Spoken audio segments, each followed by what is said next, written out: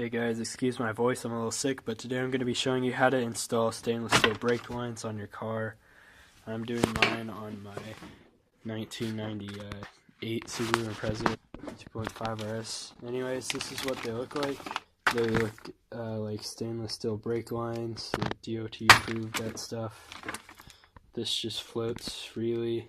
This end is where your banjo bolt goes through, goes right into the caliper. This end screws into your hard line. And so what you're going to need tool-wise is just something to take off your wheels. You're going to need some sort of brake leader. That's just one you can do it yourself. You can just get some hose and stick it in a water bottle too. Then you're also just going to need various wrenches and stuff that you probably have lying around. Back your car up. Take your wheel off. You're going to want to take your lug nuts off too, or it won't work. This is a stock rubber line. Banjo bolt goes straight through there into here. You see these two copper washers there. And then you look right here. That's where it screws into your hard line. So basically what we're going to do is just remove the rubber one and put the steel one in. Then you have to add some fluid and bleed the calipers out so you don't have air in the lines.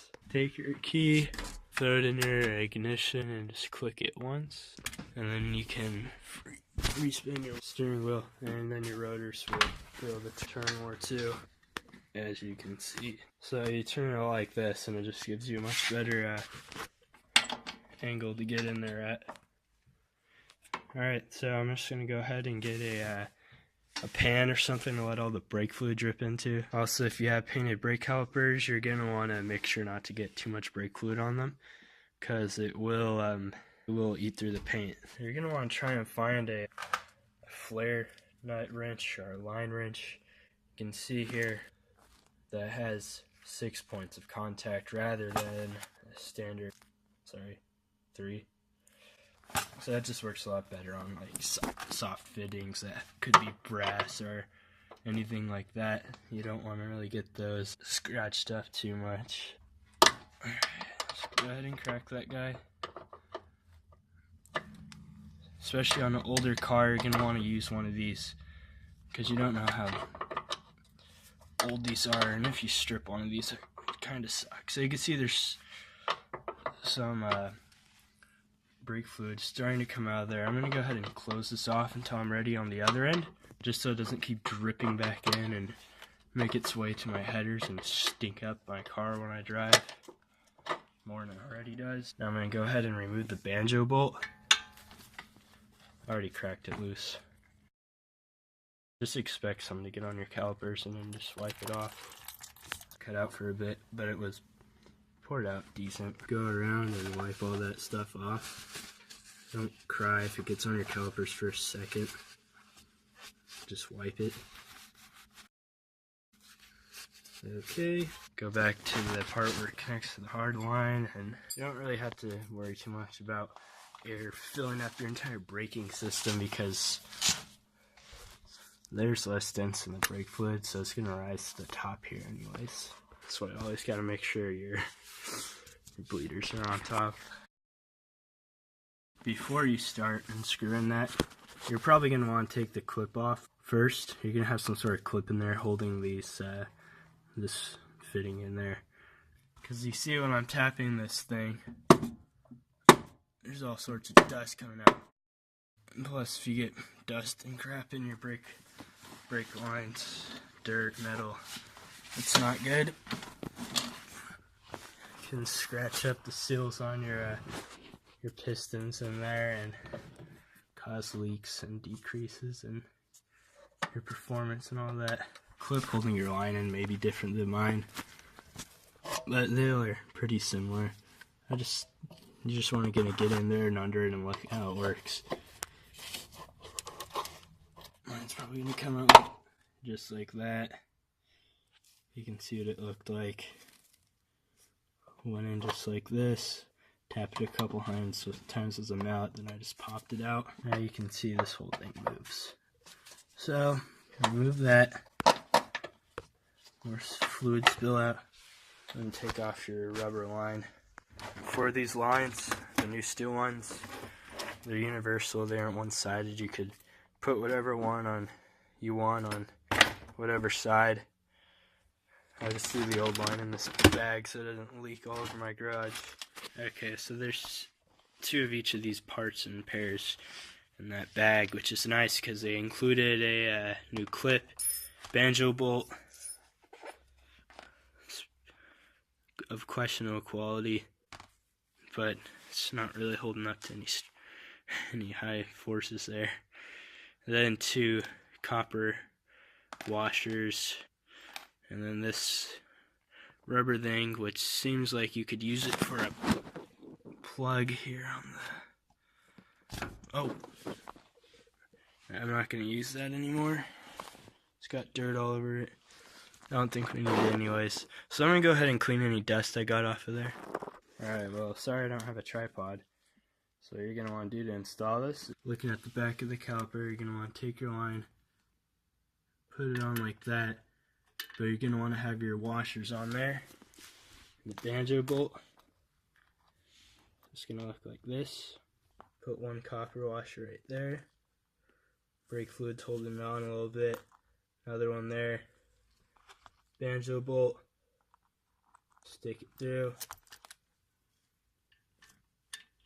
Go to the caliper, gently screw it in. Alright, you're going to want to torque that to whatever your car manufacturer suggests. For this clip here. So now over on this end, stick that through the hole. Now take your hard line, wiggle it in there a little bit, and then just try and get those 2 to line up and screw together. It's a little tough, but you'll get it. There it is. You can move this around if you need it. But I already got her threaded, so I'm just going to screw it in. That's a little tough, so I'm going to get the wrench and do the rest. I'm going to tighten these down and then get back to you on that clip. Once you did that, you go ahead and take your metal clip, put it in there, grab a mallet, tap it in. Alright, and now for that middle clip, take your hose, try and get in a reasonable position. I'm just going to put mine like that. It feels a little cramped and bent, but it's fine. After a few drives, this stuff will get softer and easier.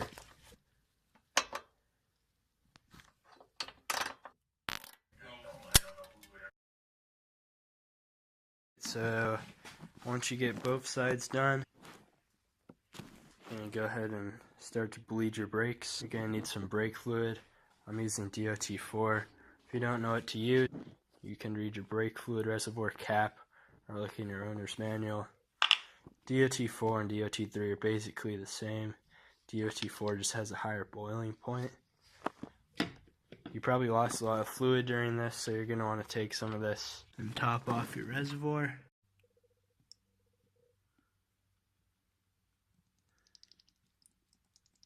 Clean up any that you spilt. Go ahead and take off your bleeder nipple caps, bleeder valve caps, whatever you want to call them.